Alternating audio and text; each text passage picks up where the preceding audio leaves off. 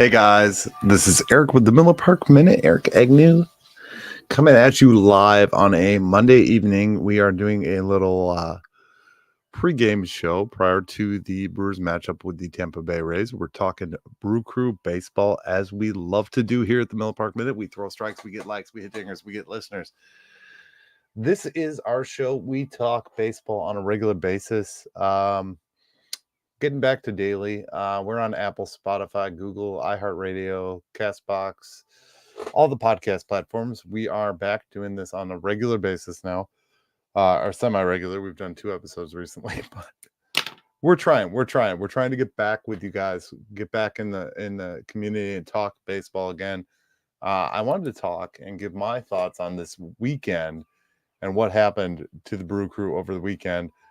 We had 2 rather large 15-run games. And the first one I'm just going to say was more, in my opinion, a breakdown of anything. It was just a breakdown of the way that we've been maneuvering so far this season. I don't think this is a bad mojo or a bad juju, so to speak, or anything like that. It really just comes to a breakdown of pitching in general. And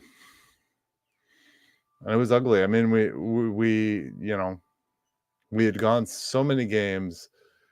We had won all but 1 series. And now we've lost 2 series. So, I mean, we're not in the woods. We're not in danger yet. But it makes us a little fearful for the future here. If you look at Joe Ross, 5 innings pitched, 8 hits, 7 runs, 6 of which were earned. Not good out of the starter.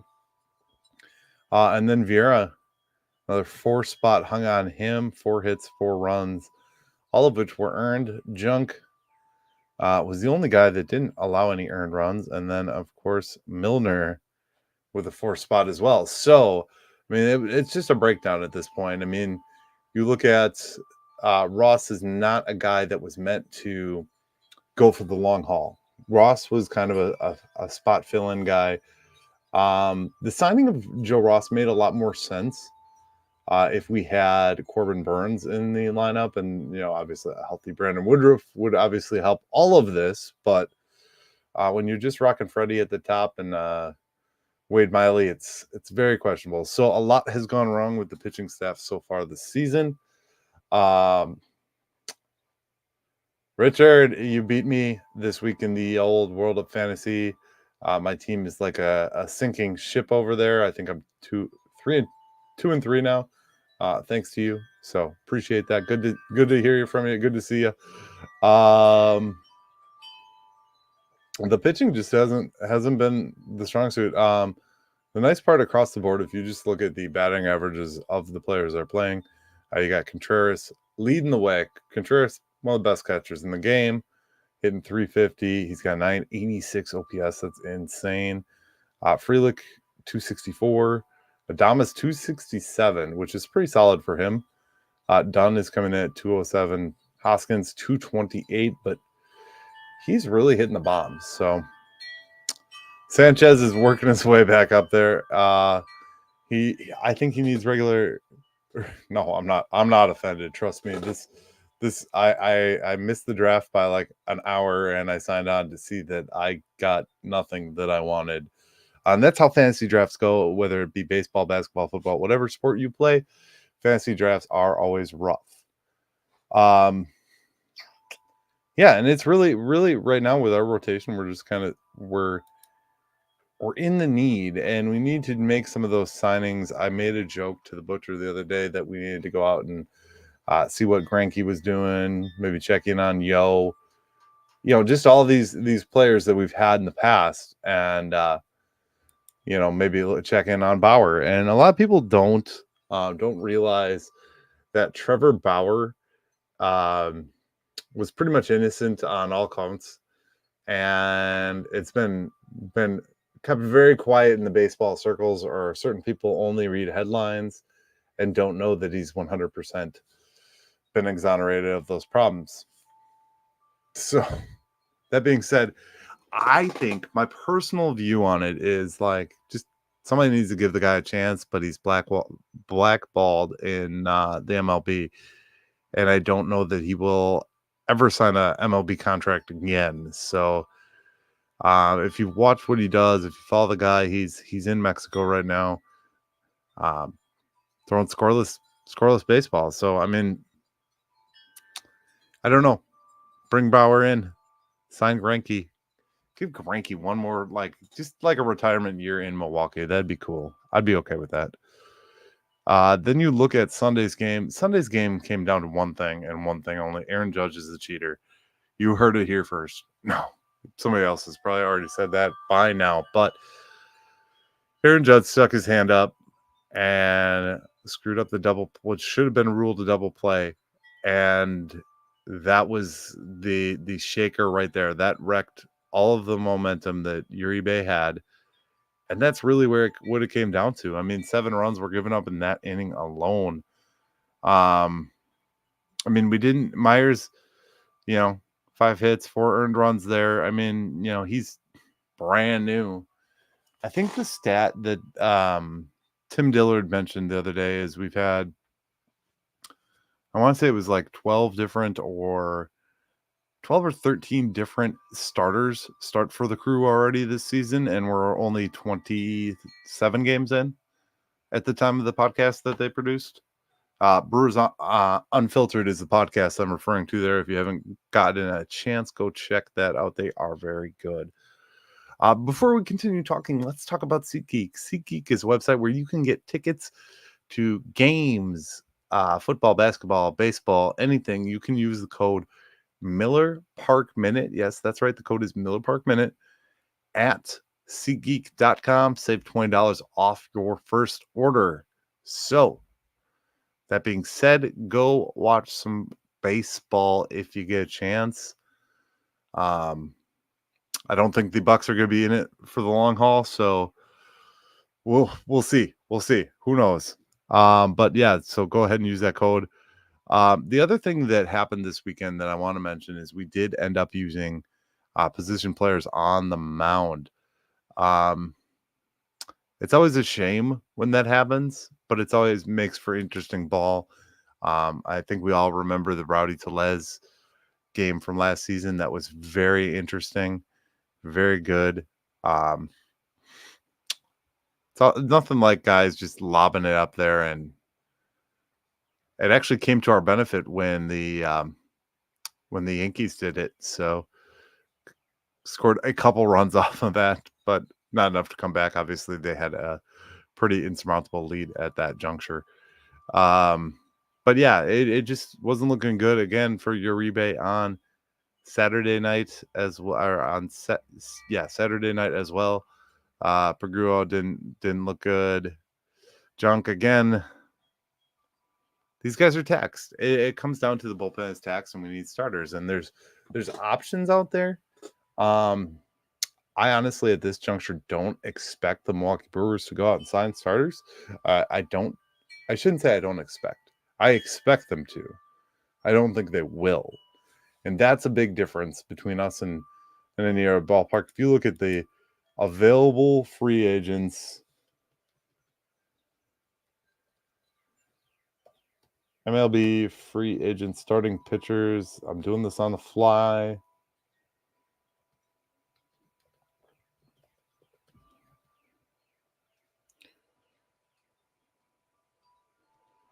Doing it on the fly. I always do this. Do you guys enjoy the Daily Show? People that are here. I'm curious if I should come back to doing it daily, or if not, if you like the format I'm doing where I just come on randomly. Leave a comment down below. This is talking about 2025 free agents. I don't know that we'll get any. Top for 2023. There is a lot of guys, though. There's a lot of guys that I don't think have officially retired. I think Butcher mentioned Mad Bum. I don't ever foresee that happening, but here we go. Top unsigned starting pitchers. January 26th. Okay, yep, we already know about that.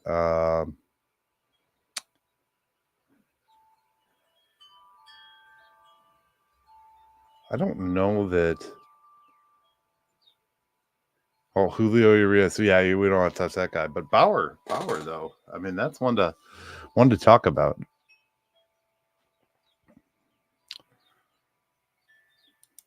I think moves need to be made here. I don't think we're strong enough in the system to garner anything really major out of a guy. You're not gonna pull, and I've said this, it's funny. We're gonna get back to something, but I'm gonna finish my thought first. So I'm gonna circle back on something I said episodes and episodes ago. I think one of the first episodes of 2024. But the big thing here is you're looking at now we're going into the depth of the organization. People are already talking about Mezorowski.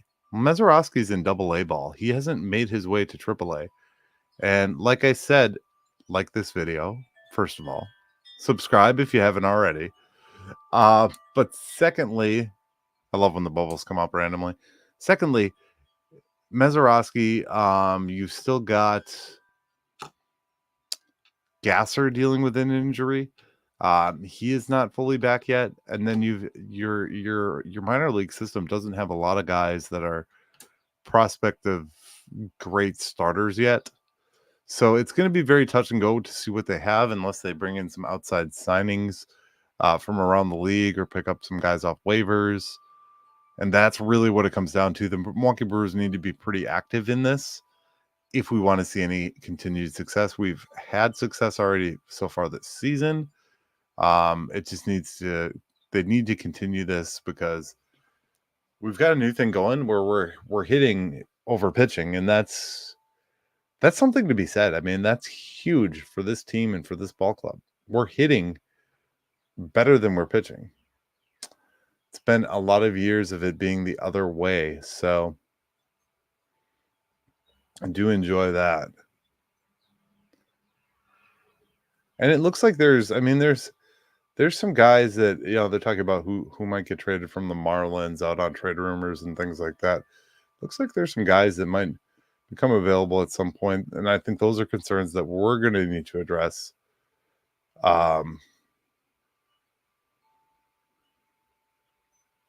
I just don't think we have anybody in the minors that really is ready. And let's talk about not being ready. I'm going to go back to the point I was just about to make before, but I skipped ahead. So remember when I said that Jackson Churio isn't ready? Remember when I said that? Again, I don't want to harp on the negative. I really don't, but Jackson Churio has not been playing his best ball as of late. In the last 7 games, 21 at-bats, 3 hits, 143 average. If you go back last 15, it's only a little bit better. 53 at-bats, 5 runs, 8 hits, and 2 homers. I don't think that Jackson Churio is fully the answer yet. I think he needs to get sent back down. But then who do we call in his place? Maybe we'll see that when Yelly gets back from injury. Who knows? But right now, he's not looking super good. 207 on the season, 253, 612, and he's young. I don't expect. I'm not saying he's not living up to expectations. What I'm saying is he is not ready to be a full-time major leaguer yet. And I think that's the difference right now over these people that were super hype and thought he was going to be the greatest player the Milwaukee Brewers have ever seen, comparing him to Robin Yount. I think that's just a piece of the puzzle. Like at the end of the day, our roster is going to need to grow and change, and maybe get him some confidence builder, and maybe he'll come back. Who knows? It worked out for Bryce Terang. Bryce Terang has been a pretty solid bat so far this season. Let's talk about this. I talk about this too regularly sometimes, I feel like, but if you look across the board at the batting statistics leaders, you've got William Contreras at 352 average. William Contreras with the runs, 26. Rhys Hoskins with the homers, 6. William Contreras again for 22 runs batted in. And Bryce Trurang with the stolen base category. If you look at pitching across the board, who do you think our leader is? Wins Elvis Pergrua. Joel Payamps with the saves, 4. Freddie Peralta is 318 ERA, strikeouts 38, and a whip of 99.99. He has been as good as we could expect him to be. He's been good. The Brewers are a first-place ball club. We lead the Cubs by half a game. So, I mean, it's not time to jump off a bridge yet. There's no panic in my heart here. These are just things that I think off the top of my head and I want to talk about. And I bring them out and put them out to social media because I think that's important that we have discussion. So I want to talk about our 40-man roster and our pitching depth that sits in the 40-man roster, since this episode is fully about pitching. You still got Ashby in the minors right now. You've got Brady Blaylock also in the minors. Then you're looking at a extensive IL list. JB Backus, Taylor Clark, DL Hall, and of course Jacob Junis. So they did send Jared Koenig back down to the minors. Corbin Martin is in the minors. We all know Wade Miley went on the IL the other day. Unfortunately, that's an ulnar collateral nerve. So we probably won't see him again this year. He's pretty determined to play baseball, though. So, I think we'll see him around, hanging around the club. This Tobias Myers, really, he got an opportunity to come up, and he's doing his best. I don't fault him for that.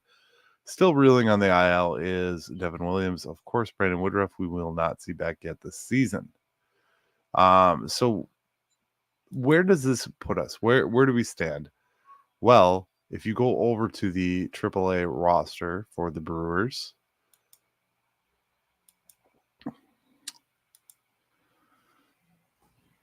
the Nashville Sounds. Oh, it's been a while since I've been on the Nashville Sounds website. Let's see if I remember how to do it.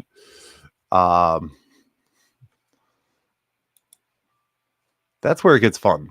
That's where it gets fun when you go to the AAA affiliates website to look to see who's Gasser's actually going tonight. So see how he bounces back. One of the things I will always say about this brew crew and about this team is, we are right now at a good place. I always think this team is in a good place. I don't think that we are in a bad place. So of course Ashby. Let's look at pitchers here.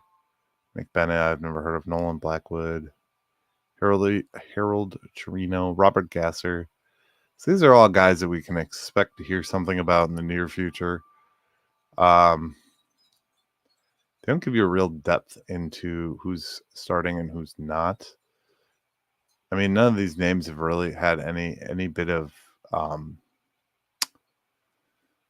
attention, so to speak. You know what I mean? Like, we've talked about Gasser. We've talked about, obviously, we know Aaron Ashby. And Aaron Ashby is just trying to work himself back into the big leagues. And I expect to see these names become more frequent in conversation. Same with Mizorowski. He's going to come into the conversation at some point. It's just when and where. Do I think that they also have players that we should maybe call up, put on the big league roster? Yeah, maybe. You're looking at Tyler Black is down there right now. Christian Arroyo. Monasterio is back down. Jefferson Carroll is on the injured list, so we won't hear anything from him. Brewer Hickland is a name to watch for.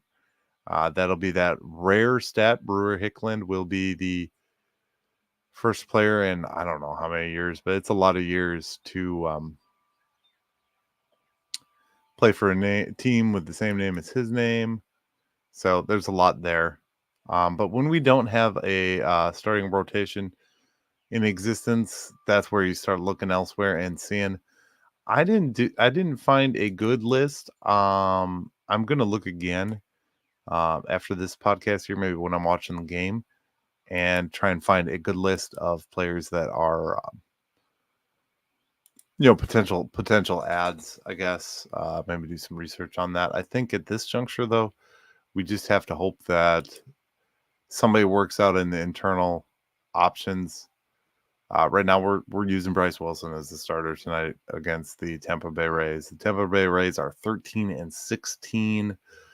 This game is going to be getting underway at 6:40 tonight, so we got a little bit of time if you're watching this. About 40 minutes, about an hour to game time. So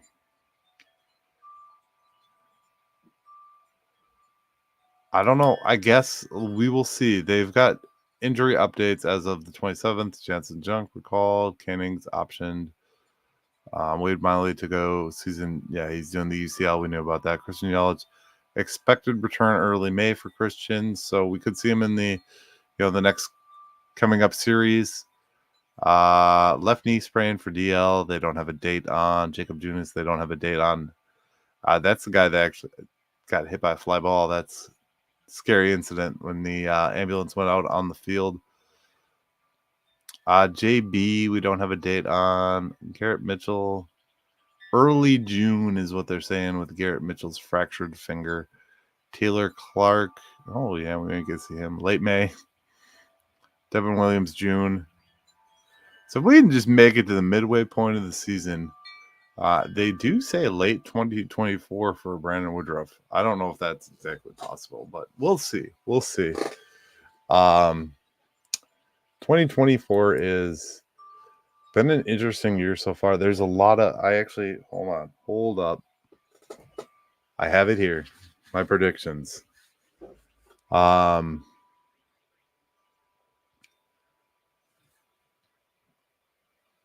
course, I always like to project my favorite players doing really well. Corbin Burns was on this list. Freddie was on this list. Sal's on this list.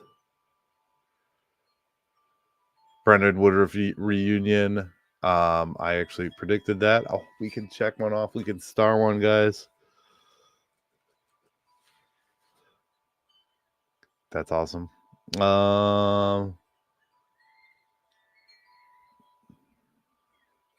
Miley is awesome. I think we can rule that one out. This is from my 24 predictions about 2024. Devin Williams, reliever of the year. We don't have to rule that out entirely yet, but I can tell you that's going to be more hard pressed to get. All Stars, Corbin Burns, 20 wins. Yeah, we can cross that one out. We are down 3 already. Willie Adames, home run leader. Freddie Peralta, Cy Young. Another Corbin Burns no-hitter was on my list, believe it or not. We'll cross that one out. So we've already got 4 that are crossed out.